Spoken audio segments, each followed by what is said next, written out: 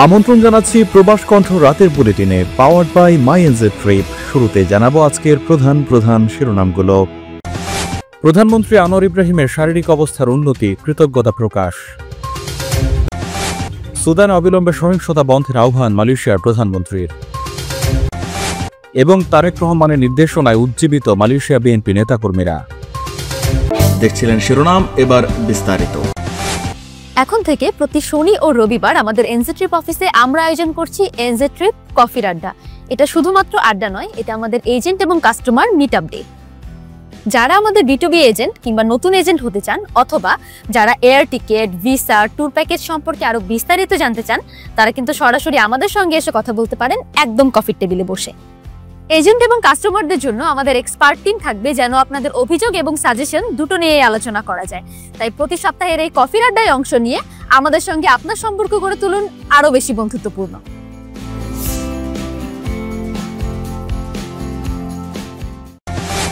মালয়েশিয়ার প্রধানমন্ত্রী দাতুশ্রী আনোয়ার ইব্রাহিম জানিয়েছেন, তার শারীরিক অবস্থার ধীরে ধীরে উন্নতি হচ্ছে। তিনি নিজের সুস্থতার জন্য প্রার্থনা করা সবাইকে ধন্যবাদ জানিয়েছেন। আজ এক ফেসবুক পোস্টে আনোয়ার তার স্বাস্থ্যের আপডেট শেয়ার করেন, যেখানে তাকে নাতনির সঙ্গে সময় কাটাতে দেখা যায়। পোস্টে তিনি লিখেছেন, নাতনির সঙ্গে সময় কাটাচ্ছি, আলহামদুলিল্লাহ ধীরে ধীরে সেরে উঠছি, সবাইকে দোয়ার জন্য ধন্যবাদ। এর আগে গতকাল প্রধানমন্ত্রীর দপ্তর এক বিবৃতিতে জানায়, চিকিৎসকের পরামর্শে পিঠের ব্যথার কারণে চলাচল অসুবিধা হওয়ায় আনোয়ারকে রোববার নির্ধারিত পাহাং সফর বাতিল করতে হয়। বিবৃতিতে প্রধানমন্ত্রী পাহাংয়ের জনগণের কাছে আন্তরিকভাবে দুঃখ প্রকাশ করেন, যারা তার আগমনের জন্য প্রস্তুতি নিচ্ছিলেন। আনোয়ার শনিবার দক্ষিণ কোরিয়ার সফর শেষে দেশে ফেরেন, যেখানে তিনি মালয়েশিয়ার প্রতিনিধি দলের নেতৃত্ব দেন। এশিয়া প্যাসিফিক ইকোনমিক কোঅপারেশন অর্থনৈতিক নেতাদের বৈঠকে তিনি উপস্থিত ছিলেন। এর আগে গত 26 থেকে 28 অক্টোবর পর্যন্ত অনুষ্ঠিত 47তম আসিয়ান সম্মেলনে সভাপতিত্ব করেন, যেখানে বিশ্বের শীর্ষ নেতারা অংশ নেন। মালয়েশিয়ার জোহর ও মালাক্কা রাজ্যে জনবল নিয়োগ দিচ্ছে প্রাণ মালয়েশিয়া। আগ্রহী প্রার্থীকে অবশ্যই HSC বা সমমান পাস হতে হবে। মোটরসাইকেল চালনায় পারদর্শী বৈধ ভিসাধারী প্রবাসীরা আজই হোয়াটসঅ্যাপ করুন এই নম্বরে। সুদানের এল ফাশের এবং সমগ্র দারফুর অঞ্চলে মানবিক সংকট ভয়াবহ আকার ধারণ করায় মালয়েশিয়া অবিলম্বে সব সহিংসতা বন্ধের জরুরি আহ্বান জানিয়েছে। মালয়েশিয়ার প্রধানমন্ত্রী দাতুশ্রী আনোয়ার ইব্রাহিম বর্তমান পরিস্থিতিকে গভীর উদ্বেগজনক এক মহাবিপর্যয় হিসেবে আখ্যা দিয়েছেন। সোমবার সামাজিক যোগাযোগ মাধ্যমে এক বিবৃতিতে প্রধানমন্ত্রী আনোয়ার এই ট্র্যাজেডিতে গভীর উদ্বেগ প্রকাশ করেন। তিনি বলেন, আমি এল ফাশের এবং সুদানের দারফুর জুড়ে ঘটে চলা এই ট্র্যাজেডিতে গভীরভাবে উদ্বিগ্ন। আমরা যা দেখছি তা এক মানবিক মহাবিপর্যয়, যেখানে ব্যাপক গণহত্যা, অনাহার এবং বাস্তুচ্যুতি ঘটছে, যা বিবেককে নাড়া দেয়।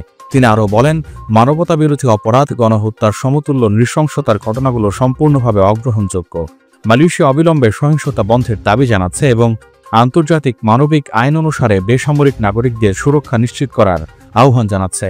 প্রধানমন্ত্রী আন্তর্জাতিক সম্প্রদায়ের প্রতি জোরালো পদক্ষেপ নেওয়ার আহ্বান জানিয়ে বলেন, আমরা সুদানের জনগণের পাশে আছি এবং আন্তর্জাতিক সম্প্রদায়কে আরও দুর্ভোগ রোধ করতে, মানবিক সহায়তা প্রবেশের সুযোগ ফিরিয়ে আনতে এবং শান্তি ও জবাবদিহিতার দিকে একটি বিশ্বাসযোগ্য প্রক্রিয়াকে সমর্থন করার জন্য কঠোর ব্যবস্থা নিতে অনুরোধ করছি।